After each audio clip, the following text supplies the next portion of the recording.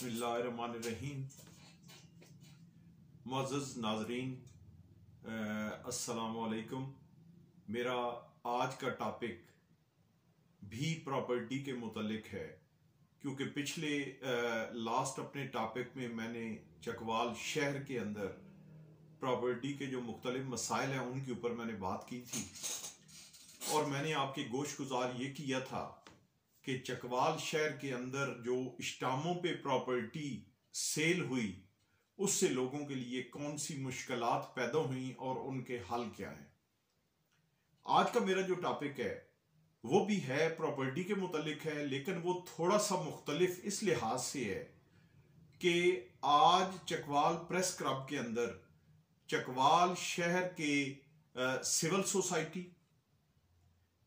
और property dealer association ने कसीर तादाद में प्रेस क्लब के बाहर एक पुरअमन एहतजाजी मुजाहिरा किया और वहां पे अपना मौक़िफ़ पेश किया। मैं भी वहां पे मौजूद था, मैं वहां पे गया और वहां पे मैंने भी अपना मौक़िफ़ दिया, लेकिन मैंने ये ज़रूरी समझा कि मैं अपने इस फोरम के ज़रिए कि जो मैंने यूट्यूब के ऊपर अपना एक चैनल बनाया हुआ है और अपने दोस्तों तक, अपने सुनने वालों तक मैं अपना एक मैसेज पहुंचाता रहता हूं मुख्तलिफ हवालों से, और मैं कोशिश करता हूं कि मैं अपना ये फरीज़ा आवाम की आवाज़ बन के अदा करता रहूं। मेरा आज का जो टॉपिक है वो टॉपिक है जो हमारे पूरे मुल्क के अंदर एक बदनज़मी इस लिहाज से फैली हुई है कि एक बहुत बड़ी सनत का दर्जा हासिल है प्रॉपर्टी के जो मामलात हैं उनको, प्रॉपर्टी की सेलिंग, बाइंग, और इसी तरीके से मुख्तलिफ लोग जो अपने अजीज़ो अकारिब को प्रॉपर्टी मुख्तलिफ तरीकों से मुंतकिल करते हैं, गिफ्ट करते हैं या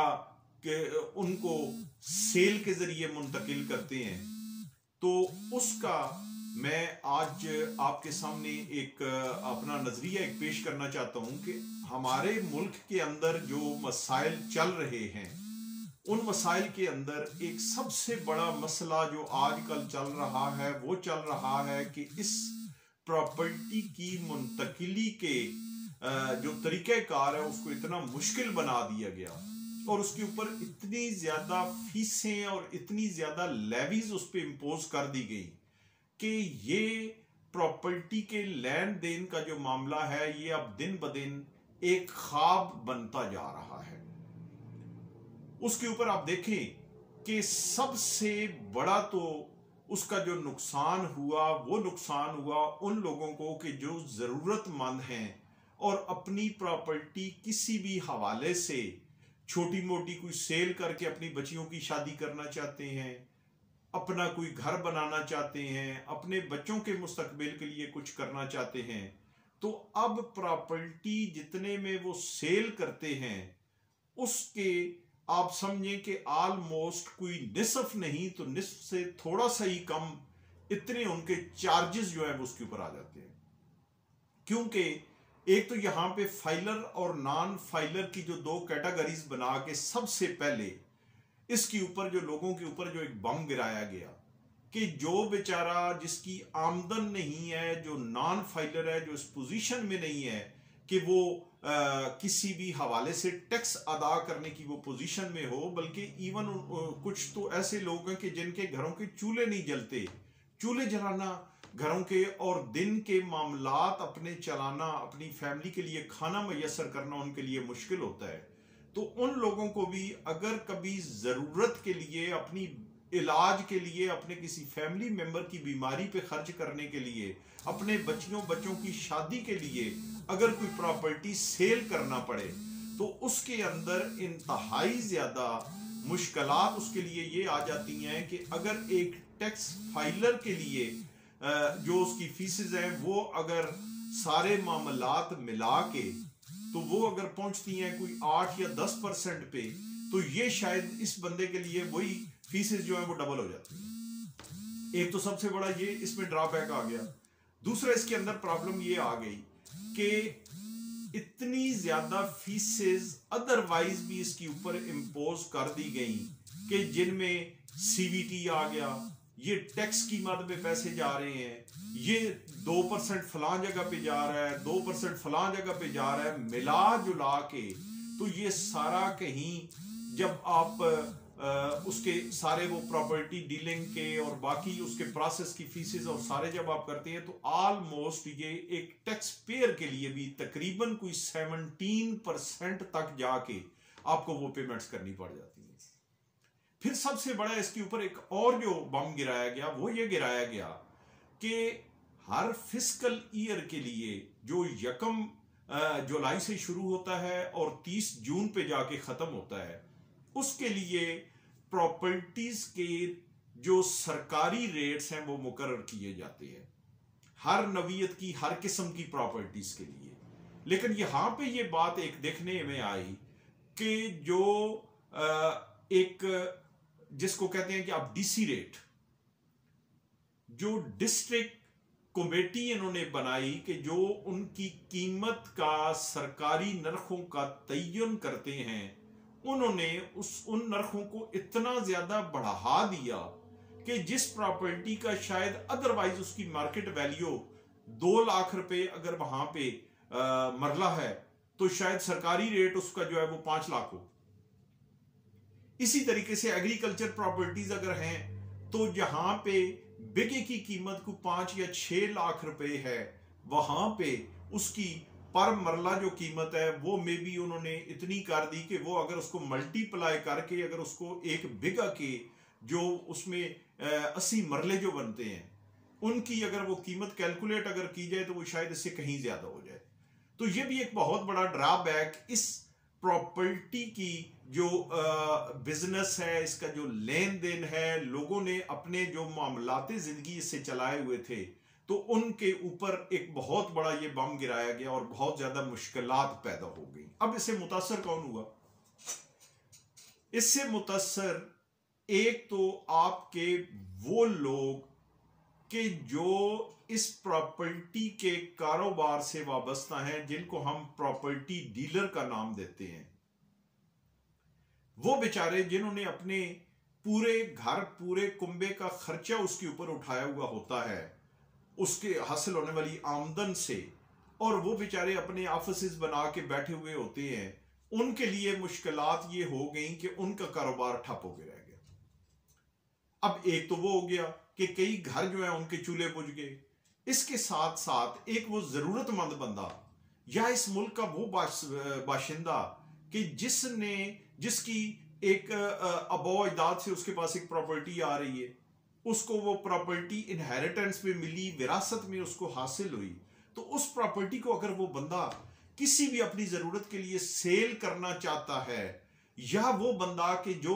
अपनी ही प्रॉपर्टी जो है उसको सेल करके, तो उसका ये होता है कि ये सेल करके मैं कोई और प्रॉपर्टी ले लूंगा और वो इसको एक अपना कारोबार की शक्ल में अपनी छोटी मोटी आमदन का एक जरिया बनाया हुआ था, उन लोगों के ये मामलात सारे रुक गए। सबसे बड़ा इसका जो इफेक्ट जो हुआ, वैसे तो इसका इफेक्ट आप देखें ना कि एक बंदा जो प्रॉपर्टी सेल करता है, सेल करके एक मकान बनाता है, मकान में जो मिस्त्रियों मजदूरों को जो एक उनके रोजगार थे वो रुक गए। भट्टे से जो ईंटें लेके वहां पे लगाई जाती हैं, जो ब्लॉक्स लेके वहां पे लगाए जाते हैं, वो कारोबार रुक गए। इसी तरीके से एक मकान के अंदर जो इलेक्ट्रीशियन काम करता है, जो अदरवाइज सैनिटरी फिटिंग जो होती है, उनके कारोबार सारे रुक गए। तो इससे सिर्फ एक प्रॉपर्टी डीलर ही मुतासर नहीं हुआ, बल्कि मैं समझता हूं कि आपकी सोसाइटी, आपके मुआशरे का 50 से 60% जो आबादी है वो इससे मुतासर हो गई। सबसे बड़ा इससे जो एक मुतासर हुआ आपका जो सेक्टर, वो आपका सेक्टर है आपके ओवरसीज, जो दयारे गैर में मुख्तलिफ लोग वहां पे रह के वहां से पैसे कमा के और आपके मुल्क के अंदर पैसे वो इन्वेस्ट करते थे प्रॉपर्टीज के अंदर। तो अगर आप उसको कैलकुलेट करें और अगर बाकायदा उसके फैक्ट्स एंड फिगर्स अगर आप हासिल करें, तो ये आपको बड़ा क्लियर हो जाएगा कि 1 जुलाई 2022 से लेके अब तक ये फिस्कल ईयर तकरीबन इसके 7 माह गुजर चुके हैं।